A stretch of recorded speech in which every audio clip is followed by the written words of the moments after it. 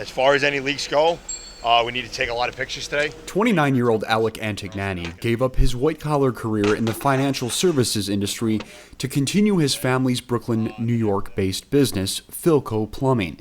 He says 2022 was a great year for his company financially, and he expects more growth in 2023. I am looking to hire. I actively look to hire. I interview once a week. Every Wednesday we conduct interviews. While many in the trades and blue-collar sector still struggle to hire employees, large white-collar companies, especially in the tech industry, cut their workforces, which had expanded significantly during the pandemic hiring spree. I got laid off. I got laid off. I was laid off by Google. I was laid off from my job at Meta. In January, Google cut 12,000 jobs, around 11,000 at Meta in November, and another 10,000 at Microsoft through March 31st, a widespread trend throughout the tech industry. Now what we're experiencing is, we've got to cut the fat. We overhired. So instead of downsizing, which is what we would expect companies to do in tough times, they're right-sizing in anticipation of what's to come. What's to come is what some economic experts call a short-lived recession.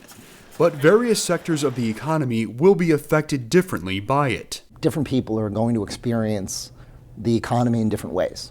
White-collar workers are going to, may be caught up in a recession that blue-collar workers don't experience.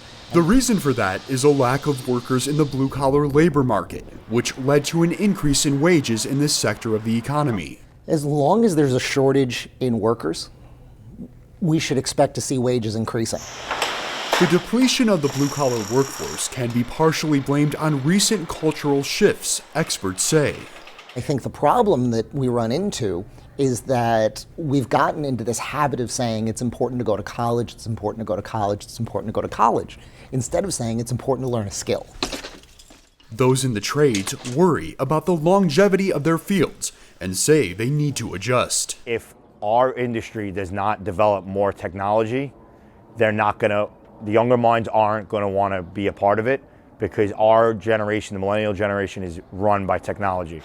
Experts say the demand for blue-collar workers and their increasing wages may eventually cool with an economic slowdown, while smaller tech companies could benefit from qualified workers losing their positions at large tech companies.